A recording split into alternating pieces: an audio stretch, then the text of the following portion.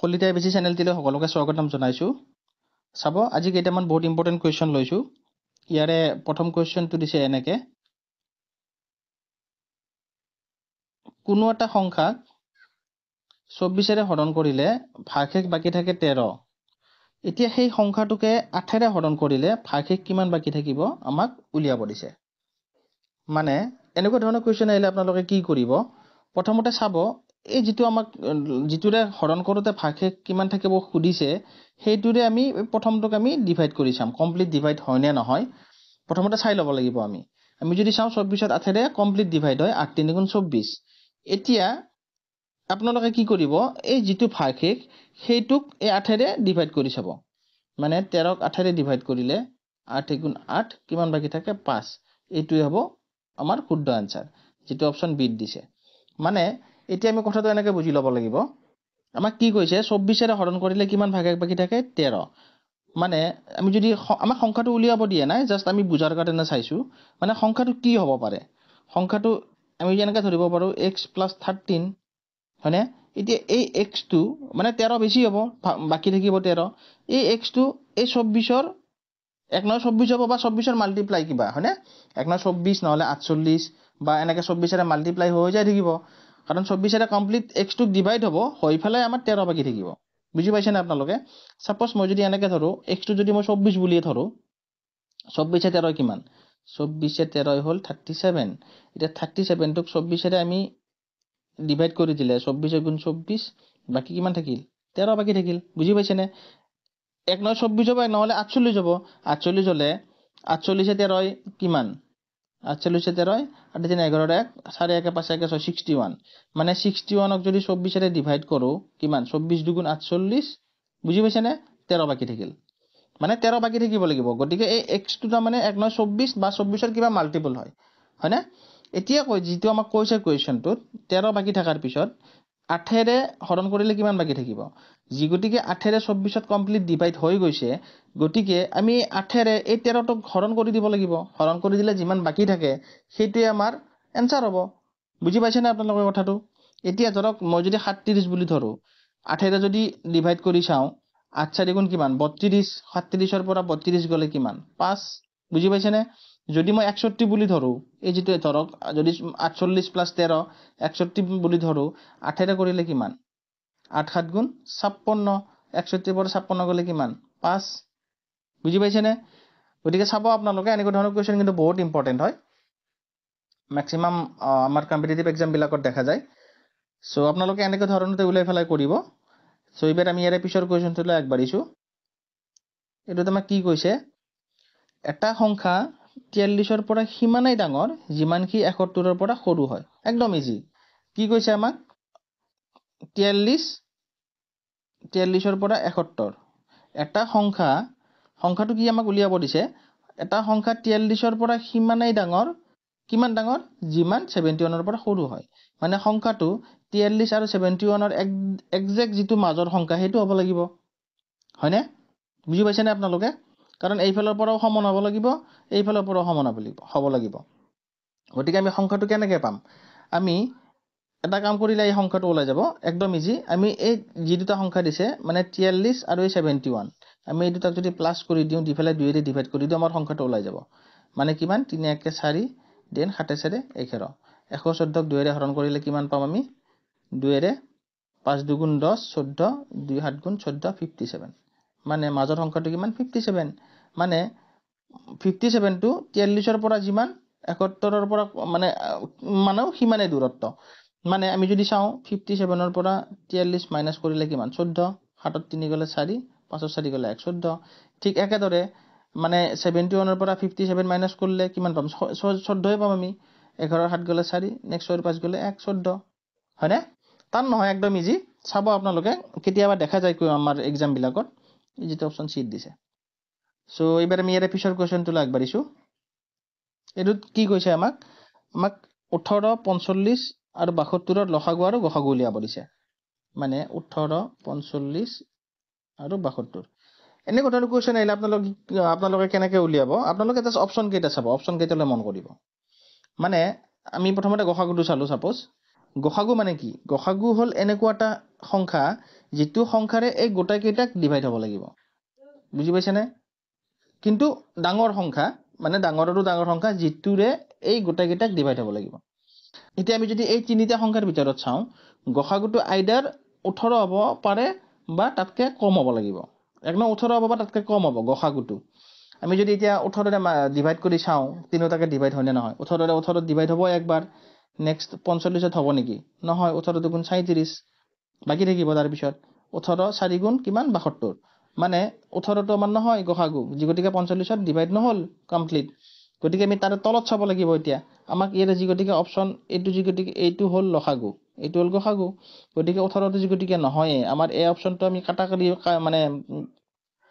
avoid কৰিব পাৰো এতিয়া আমাৰ 18 আকৌ কোড আছে সি অপচনটোত আছে এইটো আমি ক্যান্সেল কৰিলো এতিয়া আমি 9টো চালে হ'ল 9টোৰে যায় নেকি ইয়েস 9 দুগুণ 18 দুইবাৰ গ'ল 9 5 গুণ 45 দেন 9 8 গুণ 72 মানে 9ৰে এই তিনিটাকে কমপ্লিট ডিভাইড হৈ গৈছে গতিকে গসাগুটো কি হ'ব লাগিব 9 মানে এতিয়া অপচন আইদাৰ বি টো হ'ব নহলে ডি টো হ'ব যি গতিকে দুটাতে 9 আছে গতিকে আমি এতিয়া এলসিএম টো চাব লাগিব আমি লসাগুটো উলাই চাব লাগিব লসাগুটো আমাৰ যি অপচন দুটা দিছে 216 আৰু কিমান 360 এই দুটাৰ কোনটো হয় এতিয়া আমি যদি ইয়াৰে লসাগু উলিয়াব যাওঁ কি দিছে আমাক 18 45 আৰু কিমান 72 এতিয়া ইয়াৰে লসাগু উলিয়াব লাগিলে লসাগুটো আইদাৰ 72 হ'ব বা ইয়াতকে বেছি হ'ব লসাগু মানে কি সৰুটো সৰু সংখ্যা যিটো সংখ্যাক এই তিনিটাৰে ডিভাইড যায় মানে কমপ্লিটলি উল্টা বস্তুটো গসাগুটো হ'ল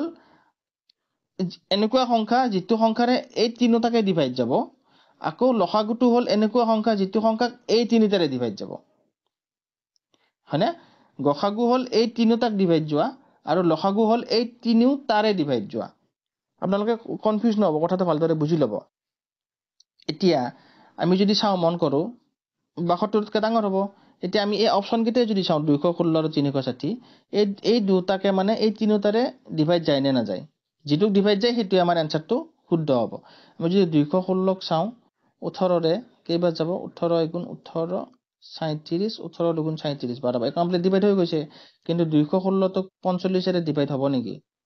আমি যদি চাওঁ কেইবাৰ কাটাকাটি কৰিব পাৰো 4 বাৰ 5 4 গুণ 20 গুণ 8 2 4 4 গুণ 16 17 18 180 বাকি থাকিব কিমান 6 নেক্সট ইয়াতে 11 8 গলে 3 36 বাকি থাকিব মানে কমপ্লিট ডিভাইড নহয় গতিকে 216 তো আমি কাটি দিলো এভয়েড কৰি দিলো হয়নে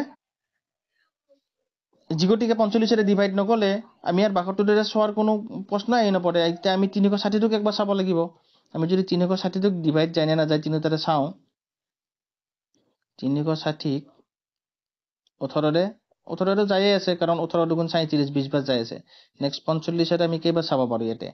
আমি 6 বাৰ 6 5 গুণ 30 শূন্য 8 3 6 নহয় 8 বাৰ চাব লাগিব 8 5 গুণ 8 5 গুণ 40 শূন্য 8 4 8 4 গুণ 32 4 37 মানে 45ৰে 360 8 বাৰ কমপ্লিট ডিভাইড হৈ গৈছে এতিয়া আমি 72ৰে চাব লাগিব 72ৰে যদি আমি 360 চাওঁ কেইবাৰ যাব 72ৰে আমি চালে 5 দুগুণ 10 yes 5 দুগুণ 10 শূন্য 8 1 7 5 গুণ 35 1 37 কমপ্লিট ডিভাইড মানে এই যে 360 এটুক এই তিনিটাৰে কমপ্লিট ডিভাইড হৈ গৈছে আকৌ আমি সেইকাৰণে এই 360 আমি লসাগু পালো আকৌ 9ৰে এই তিনিটা কমপ্লিট ডিভাইড হৈ গৈছে সেইকাৰণে 9টো ইয়াৰে গসাগু মানে শুদ্ধ আনসাৰটো কি হ'ব যেটো অপচন ডি দিছে 360 আৰু 9 360 টো ইয়াৰে লসাগু হ'ব আকৌ 9টো ইয়াৰে গসাগু হ'ব চাব আপোনালোকে এবাৰ আমি ইয়াৰে পিছৰ কোৱেশ্চনটো আগবাঢ়িছো এটুত কি কৈছে এজন দোকানীয়ে এটা বস্তু 20% লোকসানত বিক্ৰী কৰি 6000 টকা পালে আৰু এটা বস্তু 20% লাভত বিক্ৰী কৰি 6000 টকা পালে এতিয়া দোকানীজনৰ মুঠ লাভ বা লোকসানৰ পাৰ্সেন্টেজ কিমান আমাক উলিয়াব দিছে আপোনালোকে কোৱেশ্চনটো ভালদৰে পঢ়ি ল'ব প্ৰথমতে কোৱেশ্চনটোত কি কৈছে এটা বস্তু 20% লোকসানত বিক্ৰী কৰি ফেলে 6000 টকা পালে আকৌ এটা বস্তু 20% লাভত বিক্ৰী কৰি 6000 টকা পালে মানে বিক্ৰী কৰি যেটো সেল মানে টকা পালে কিমান পালে প্ৰথমটোটো 6000 টকা পালে নেক্সটটো 6000 টকা পালে মানে কিমান 12000 টকা পালে বিক্ৰী কৰি হয়নে দুটা টোটাল এতিয়া আমি কি উলিয়াব লাগিব দুটাৰে আমি যিগতিকে সেল প্ৰাইসটো পালো আমি এতিয়া দুটাৰে কিনা দামটো উলিয়াব লাগিব তেতিয়া আমি লাভ বা লোকসানৰ পাৰ্সেন্টেজটো উলিয়াব পাৰিম এতিয়া কিনা দামটো উলিয়াব লাগিলে আমি কি কৰিব লাগিব প্ৰথমটো যদি আমি চাওঁ 20% লোকসানত বিক্ৰী কৰি 6000 টকা পালে মানে কিমান পাৰ্চেণ্ট পালে 20%টো লোকচান হৈ গ'ল পালে কিমান পাৰ্চেণ্ট 80% পালে আকৌ টকা হিচাপত কিমান পালে 6000 টকা মানে 80%টো এই 6000 টকাৰ সমান হয়নে এতিয়া আমি 1% উলিয়াব লাগিলে কি কৰিব লাগিব এই 6000 টোক আমি 80 ৰে ডিভাইড কৰি দিম আকৌ যেতিয়া আমি 100% উলিয়াম 100% কিয় উলিয়াব লাগে কাৰণ কিনা দামটো যিয়ে নহওক 100% হয় তাৰে 20% লোকচান হ'ল হৈ ফালে 80% পালে আৰু টকা হিচাপত 6000 টকা পালে হয়নে বুজি পাইছেনে আপোনালোকে এতিয়া আমি 100% উলিয়াব লাগিলে কি কৰিব লাগিব 6000 টকাটোক 80 ৰে ডিভাইড কৰি 100 ৰে মাল্টিপ্লাই কৰি দিলে হ'ল আমি যদি এতিয়া কাটাকাটি কৰো কেনেকৈ কাটিম এই শূন্য কাটিলো নেক্সট 4 ৰে ইয়াতে যদি কাটো কিমান 15 4 গুণ 60 দুটা শূন্য নেক্সট 4 ৰে ইয়াতে দুবাৰ নেক্সট 2 ৰে 10ত 5 বাৰ থাকিল কি 1500 আৰু 5 টো 15 5 গুণ কিমান 75 কিমান 7500 মানে কিনা দাম কিমান 7500 টকা এই যেটো প্ৰথম বস্তু আছিলে 20%ত লোকসান মানে লোকসানত বিক্ৰী কৰিছিলে হেতুৰ দাম আছিল কিমান কিনা দাম 7500 টকা আছিল কিমানত বিক্ৰী কৰিছিলে 6000 টকাত মানে তেখেতৰ কিমান 1500 টকা লোকসান হৈ গৈছিলে এতিয়া আমি এটা পালো প্ৰথমটো এতিয়া আমি নেক্সটটো উলিয়াব লাগিব নেক্সটটো কি কৈছে 20%ত 20% লাভত বিক্ৰী কৰি পেলাই 6000 টকা পাইছিলে মানে আলটিমেটলি 120% পালে তেখেতে 6000 টকাটো এই 6000 টকাটো 120%ৰ সমান হয় না নহয় বুজি পাইছে না আপোনালোকে হেতু যেনেকৈ লোকসান কৰোতে আমি 80% পাইছিলো এইটো 20% লাভ মানে কি 100% টো পালে আকৌ 20% এক্সট্ৰাকে তেখেতে লাভ পালে গতিকে 120% পালে গতিকে 120% টো 6000 টকাৰ সমান এতিয়া 1% উলিয়াব লাগিলে আমি কি কৰিব লাগিব একে 6000 টকাটোক আমি 120 ৰে ডিভাইড কৰি দিব লাগিব এতিয়া যদি আমি 100% উলিয়াব লাগে কি কৰিব লাগিব আমি 100 ৰে মাল্টিপ্লাই কৰি দিলো ইয়াতে হয়নে মই এটা নাপাতিলো একেলগে কৰি দেখাই দিম আপোনালোকক এতিয়া যদি আমি এটো কাটাকাটি কৰো এই শূন্য কাটিলো নেক্সট 12 ৰে কিমান বাৰ 12 5 গুণ 60 5 আৰু দুটা শূন্য কি থাকিল আমি আমাৰ 500 আৰু ইয়াতে 10ৰ এটা শূন্য থাকিল মানে কিমান 5000 টকা মানে যেটো 20% লাভত বিক্ৰী কৰি 6000 টকা পাইছিল হেতুৰ কিমান কিনা দাম কিমান পালো আমি 5000 টকা পালো 5000 টকাত তেখেতে 20% লাভত বিক্ৰী কৰি 6000 টকা পালে আৰু প্ৰথমটোত 7500 টকাত 20% লোকসান কৰি 6000 টকা পালে মানে দুটাৰে কিনা দামটো আমি এতিয়া যদি প্লাস কৰো এটা হল 5000 টকা আৰু এটা হল 7500 টকা মানে টোটাল কিমান হ'ব হাতে পাছে 12500 টকা 12500 টকা দুটা বস্তুৰ টোটাল কিনা দাম আকৌ দুটা বস্তুৰ টোটাল বিক্ৰী দাম কিমান আছিল 6000 12000 টকা তাৰমানে আমি এইটো বুজি পালো বিক্ৰী কৰি ফলাই তেখেতে পালে 12000 টকা আকৌ দুটা বস্তুৰে কিনা দাম আছিল 12500 টকা মানে তেখেতৰ লাভ হ'ব না লোকসান হ'ব এতিয়া তেখেতৰ এতিয়া লাভ হ'ব না লোকসান হ'ব অবিয়াসলি লোকসান হ'ব কিমান লোকসান হ'ব 12500 টকা কিনা দাম আছিল হয়নে দুটা বস্তুৰে আকৌ বিক্ৰী কৰি তেখেতে কিমান পালে 12000 টকা পালে অবিয়াসলি 500 টকা তেখেতৰ লোকসান হ'ব এতিয়া আমি আমাক পাৰ্চেন্টেজ উলিয়াব দিছে আমি পাৰ্চেন্টেজটো কেনেকৈ উলিয়াম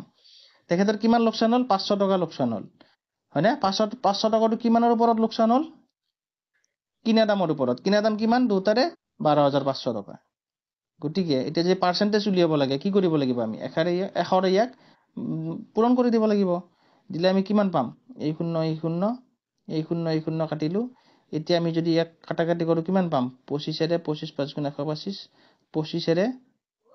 25 20 হয়নে 25 দুগুণ 50 20 বাৰ আকৌ 5 ৰে 20 কাটিলে কিমান 4 বাৰ মানে কিমান লোকসান হ'ল তেখেতৰ 500 টকা লোকসান হ'ল আকৌ পাৰ্চেন্ট হিচাপত কিমান লোকসান হ'ল কিমান পালো আমি 4% এই যেটো অপচন বিট দিছে মানে লোকসান 4% বুজি পাইছে না আপোনালোকে ইয়াতে বহুত কেইটা কোৱেশ্চন ঘুমাই আছে আপোনালোকে চাব ভালদৰে কোৱেশ্চনটো ভালদৰে পঢ়ি লব প্ৰথমতে কি কৈছে গতিকে এনেকুৱা ধৰণৰ কোৱেশ্চন বিলাক বহুত ইম্পৰ্টেন্ট কোৱেশ্চন হয় এইবিলাক অলপমান হাই লেভেলৰ কোৱেশ্চন হয় কিন্তু চাব আপোনালোকে তথাপি আহি যাব পাৰে এক্সামত সো আশা কৰিছো বুজি পাইছে আপোনালোকে গোটেইখিনি যদি ভিডিওটো ইনফৰমেটিভ পাইছে তেতিয়া লাইক কৰি দিব